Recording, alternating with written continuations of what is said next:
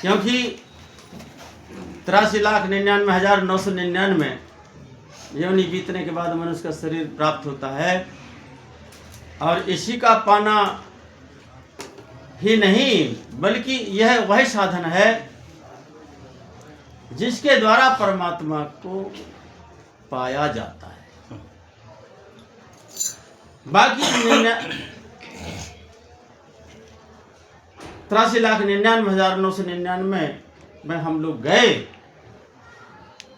हमें परमात्मा को समझने का, सिमरन करना तो अलग बात रहा, समझने का भी विवेक हमको नहीं था, हम नहीं समझ सकते, राइट नहीं था, अधिकार नहीं था। केवल कितना था, खाना पीना सोना जगना संतान पैदा करना और बाद में फिर मर जाना, और इतना ही अगर हम लोग अब भी करते रहे तो अभी हम 84 में ही हैं। मनुष्य शरीर मिल जाना 84 पार करना नहीं हुआ है, अभी तो हम 84 में ही हैं। 84 पूरी तब हो रही है जब ये मनुष्य शरीर हमको मिल गया, लेकिन अब 84 का बंधन मिटे, झगड़ा कटे, वो अवसर मिला है। जागे, होश में आ जाएं। क्यों हम बेहोश रहे?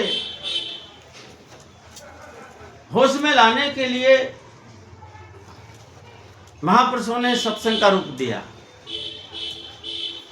तुलसीदास जी तो यहां तक कहते हैं, बड़े भाग पाए सत्संगा बिन प्रयास में संशय भंगा, जप तप यज्ञ हवन तहाँ जारी, वो ग्रह तीर्थ के अधिकारी। जहाँ पर जप तप यज्ञ हवन होता है, जैसे यहाँ पर हुआ है, वो घर तीर्थ बन जाता है जी। और वह ग्रह तीर्थ के संभास से जहाँ जाए सब दुख विनाशे। वो घर तीर्थ से कम नहीं होता, सारे दुखों का स्वतः ही विनाश संभव हो जाता है। जहाँ पर संत महापुरुषों का आना होता है, भगवान के नाम की चर्चा होती है। मुद मंगल में संत समाजू, जो जग जंगम तीर्थ राजू।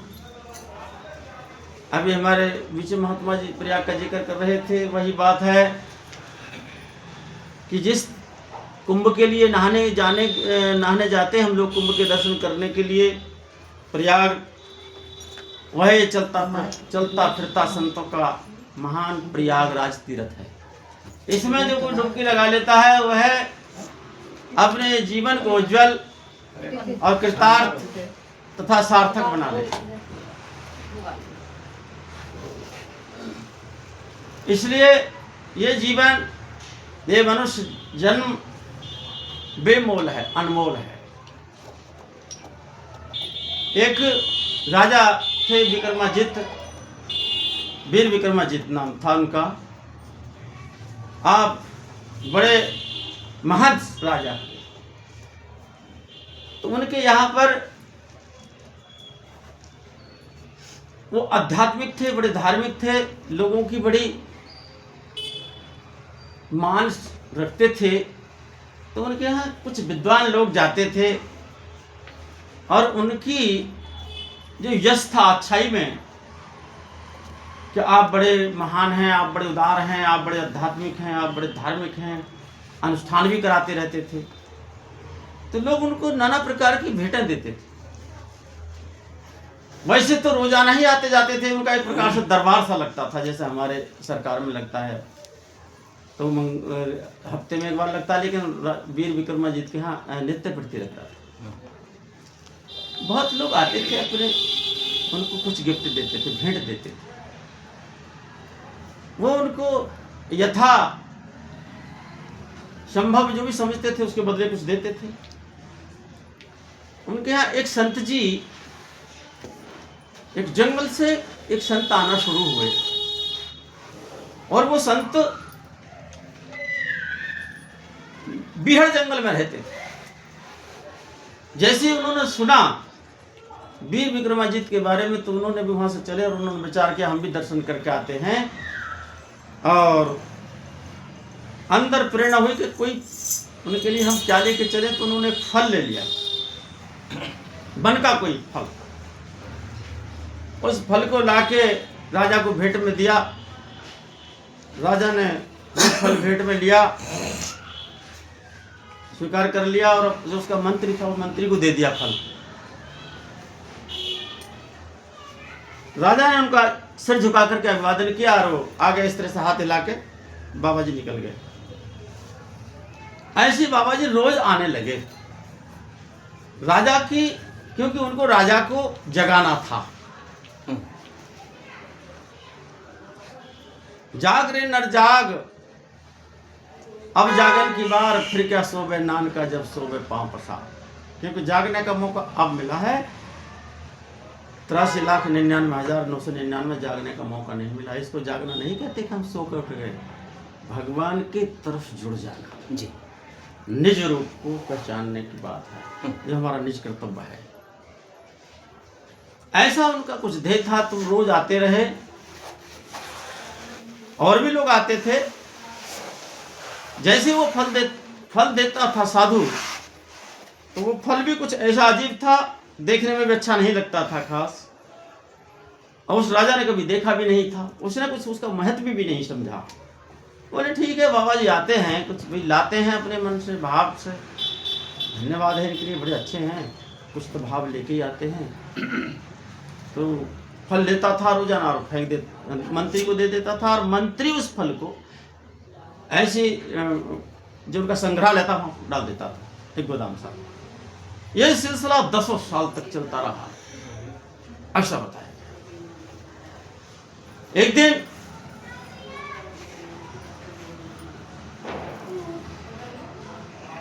बाबा जी जब फल लेकर के आए, तो उस दिन अनायास राजा के पास एक बंदर भी था, जो बंदर पला हुआ था। तो राजा उसका उपचार करने में अस्त व्यस्त थे, और उससे थोड़ा बड़ा लगाव भी मानते थे बंदर से। बंदर भी अधिक बीमार था। राजा ने विचार किया कि इस बंदर को मैं अपने साथ ही ले चलूं। तो जहां लोगों से मिलते थे वहां उन्होंने बंदर भी बांध लिया, वहीं लाके बैठा लिया, बंदर को बांध दिया। और जैसे ही वो संत जी आए और उन्होंने वो फल दिया राजा को, तो राजा के मन में आया कि भाई ये बंदर कुछ प्रसन्न हो जाएगा इस फल को लेकर के, इसका वैसे भी स्वास्थ्य खराब है, आओ इस फल को बंदर को दे देता हूं। वो फल बंदर को दे दिया। बंदर को फल दे दिया। बंदर ने जब उस फल को खाया, बंदर का स्वभाव ऐसा लगा जैसे कितना मीठी अच्छी वस्तु खा रहा है। और उसके बदले में जब उसने मुंह से उगला, जैसे कि गुठली उगलते हैं हम किसी फल की, तो उसमें से हीरा निकला। और हीरा भी ऐसा हीरा जो राजा ने कभी देखा नहीं था। राजा की आंख खुल गई, चौंक गया, ये हीरा है, और ये जितने हीरा उनसे बहुत बेशकीमती हीरा है।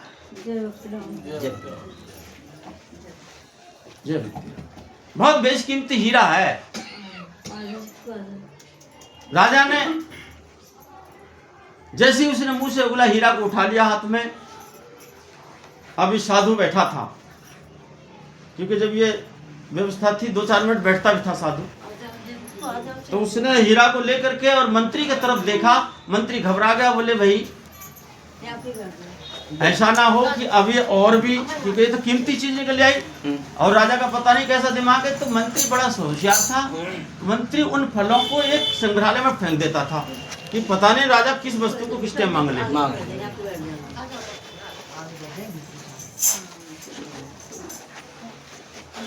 इधर आ जाओ महाराज जी, इधर आ जाओ, इधर महात्माओं की जगह है इधर। और जिनके नंबर पहले भुगत गए हो तो ऊपर चले जाओ। काला पानी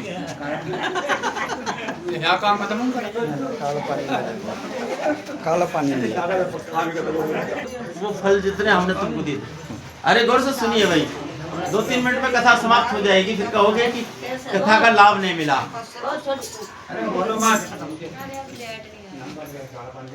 ये कथा हमारे जीवन पर घटेगी और हम फिर तो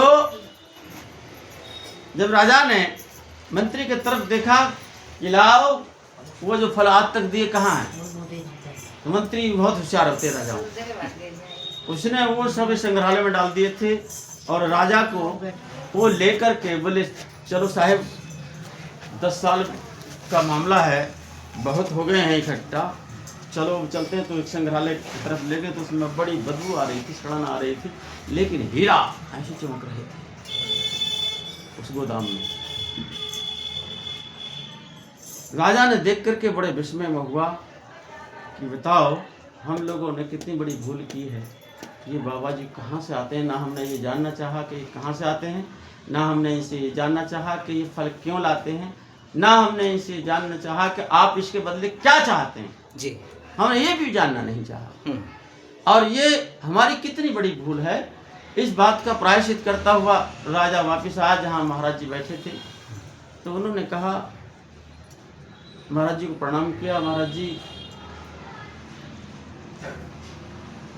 हम बड़े अभागे हैं, हमने बड़ा धोखा खाया है इस जीवन में, हमने बड़ी गलती की है। आपने इतना बेशकीमती फल जो हमको दिया, इसके बदले आपकी कोई हमसे अपेक्षा थी कि नहीं? मेरी कोई अपेक्षा नहीं थी। वैसे भी संत, नदी, वृक्ष ये हमेशा दूसरों के लिए ही जीते हैं। बोले मैं आज बहुत आहत हुआ हूं अपनी भूल से, मैंने बड़ी भारी भूल की। महाराज जी आप इसके बदले जो भी आप उचित समझें, मुझे आप, मैं दंड का अधिकारी हूं, आप मुझे दंड दीजिए। आपने इतनी बेशकीमती वस्तुएं मुझको दी, तमाम हीराओं से मेरा भरा है, और सब मैंने ऐसे बेकार समझा इसको। स्वामी जी ने कहा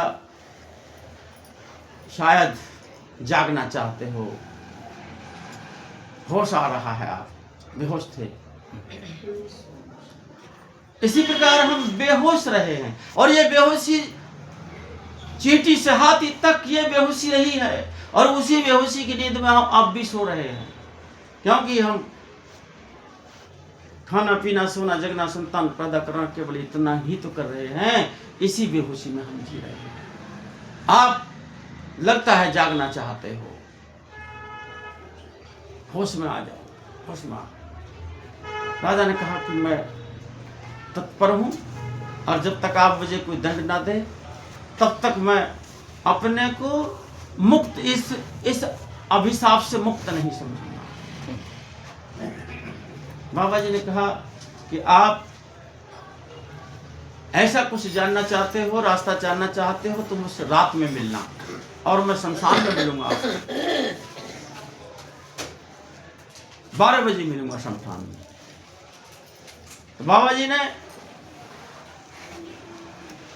जब गए, रात में चले गए,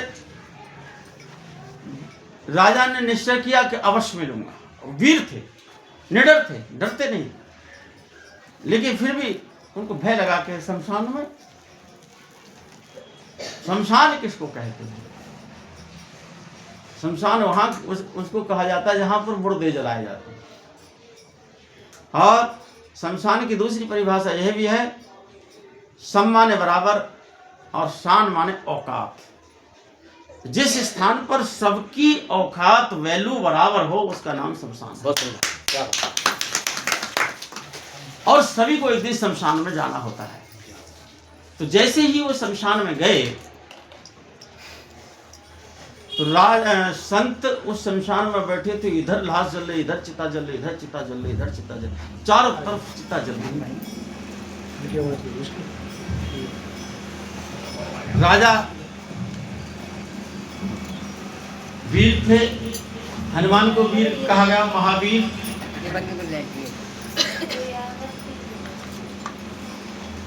जहारवीर, वीर विक्रमा जी, ऐसे लोगों को वीर कहा गया। और एक भाषा में इस मात्र शक्ति को भी वीर कहा गया है। हंसी खेल नहीं होता घर में रख ली वीर पराई, ये मैंने एक रागनी में सुना। वीर थे, चले गए, पहुंच गए लाधड़क और देखा कि इधर भी घास, उधर भी चिता, इधर भी चिता जल रही है। जाकर के प्रणाम किया, आ गए हो? हाँ, पहुंच गया हूं गुरुदेव। समय बता दी, समय के दायरे में चले। तो बाबा जी कहने लगे अच्छा ठीक है चलो यहाँ से कुछ दूर और चलते हैं। तो बिल्कुल निर्जन एक पेड़ के नीचे ले गए। वहां जाकर के उन्होंने कहा कि मैं आपको वह बात बताना चाहता हूं कि आप होश में लगभग आ चुके हो। अगर आप होश में नहीं आते तो आप मेरा पीछा नहीं करते, आप मेरे पास आए। आप करवट ले ली है आपने, नहीं तो जिस करवट पड़े नींद आ गई, पूरी रात कट जाती है, वैसे पूरा जीवन कट जाता है जिस करवट पड़े।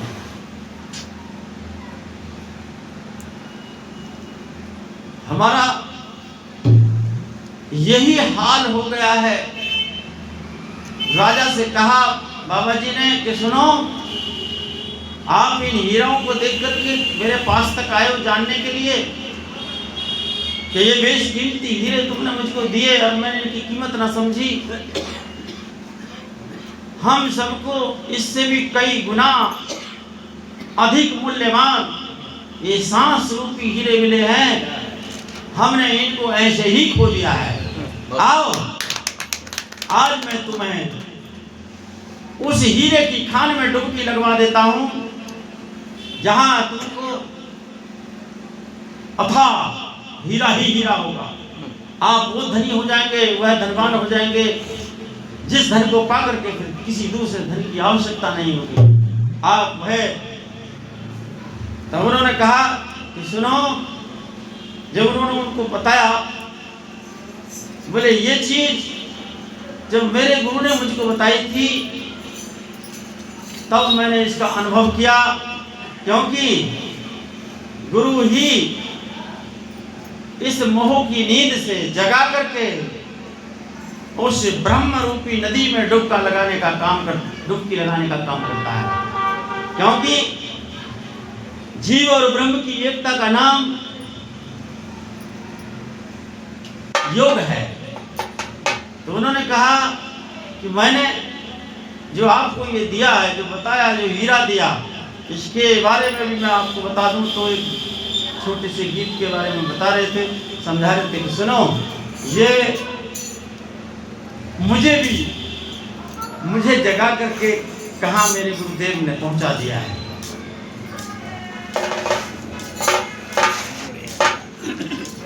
गुरु बिना कौन डुबो बनहारा, गुरु बिना कौन डुबो बनहारा, गुरु बिना कौन डुबो बनहारा, गुरु बिना कौन डुबो बनहारा। आप देखो डूबने के बाद अब तक तो हम ये सुनते चले आए कि गुरु उतारते हैं, उद्धार करते हैं, लेकिन गुरु डूबे से भी कहाँ डूबेंगे? ब्रह्म समुद्र में जो कोई बूढ़े, ब्रह्म समुद्र में जो कोई बूढ़े, मिट जाए सकल विकारा,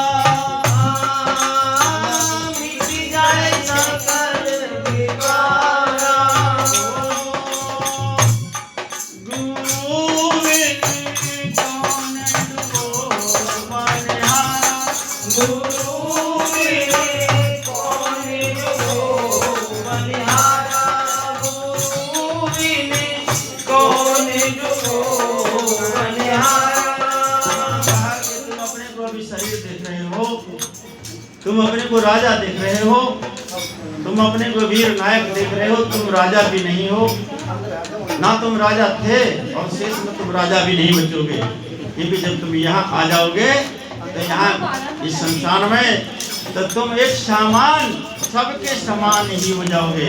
और उस ब्रह्म को पाने का, उस ब्रह्म में समाने का इस मानव जाति को उतना ही अधिकार है जितना सबको होता है। अर्थात सब मानव शरीर में आकर के सबको परमात्मा की प्राप्ति का पूरा अधिकार है। उन्होंने कहा कि ब्रह्म समुद्र में जो कोई बूढ़े बूढ़ने का मतलब है डूब जाना, मिट जाए सकल विकारा।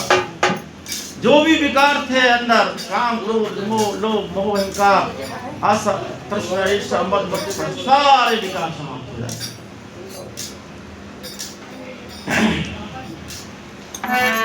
गुरु बिन कौन डूबो बनिहारा, गुरु बिन कौन डूबो बनिहारा, गुरु बिन कौन जगा बनिहारा, गुरु बिन कौन जगा बनिहारा। जगाएगा भी गुरु, और जगाने के बाद में तब डूबेगा, ऐसा नहीं सोते हुए डूबा है। ये पहचान करा देगा कि तू कौन है और तू अपने को समझ क्या रहा है? सिंधु अथाय अगाधि अचल है, सिंधु अथाय अगाधि अचल है, जाको पार न पारा,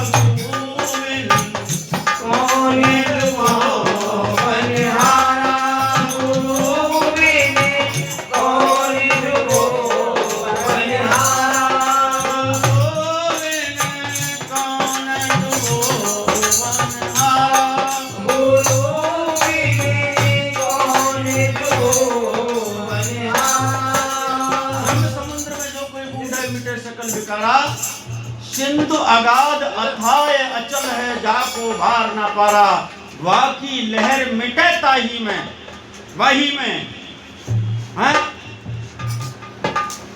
कौन तरह को तारा, न कोई तरता, इसमें केवल डूबने की जरूरत है। विश्वास चल रहा था हमारे बीच ऊपर, क्योंकि वो वही है, एक ब्रह्म है।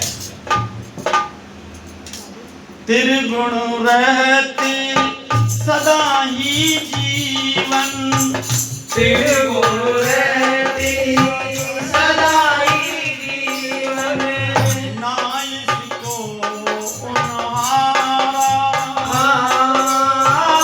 नाइस को उन्हारा, निराकार वह आकार नहीं है,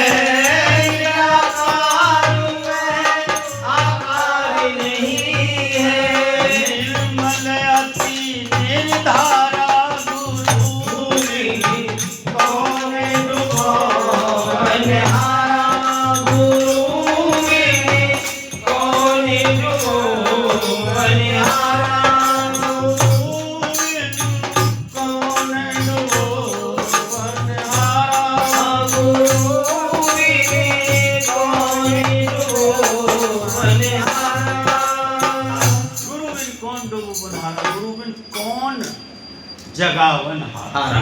जब जाग जाओगे तो तभी आप कहीं उस ब्रह्म स्वरूप में डूब पाओगे। अन्य तो अपने को शरीर मान रहे हैं, अपने को बूढ़ा मान रहे, अपने को जवान मान रहे, अपने को गरीब मान रहे, अपने को लड़का माना, कभी लड़की माना, कभी बूढ़ा माना, कभी जवान माना, कभी धनवान माना, कभी गरीब माना। ये मोह की नींद है। इससे जगा करके गुरु का कार्य है कि इससे जगाएगा और ब्रह्म समुद्र में डुबा दिया जाए, क्योंकि तू उस ब्रह्म, तू वही ब्रह्म है। एक ब्रह्म दो तीन नास्ते। तू जो है आत्मा, जीव और ये जो तीन बातें हैं, जीव, ब्रह्म और प्रकृति, तीनों ये ज्ञान ज्ञाता, ध्येय ध्यान धाता। बता दो, बोलिए ठीक। बोलिए उत्तरा महाराज की जय, बोलिए गुरुदेव भगवान की जय। हाँ बता दो भाई। साथियों, अभी हम सुन रहे थे सदगुरु श्री योगानंद जी को। आइए अब हमारे बीच में उपस्थित हैं महाराज श्री प्रकाशानंद जी। हिसाम भजनानंद जी हैं? भजनानंद जी उन्होंने अच्छा हटवा दिए तो ठीक है। हाँ, संशोधन हो गया तो संविधान को बोले बोले महाराज की जय। महाराज श्री प्रकाशानंद जी हिसामपुर से। इसे पुष्कर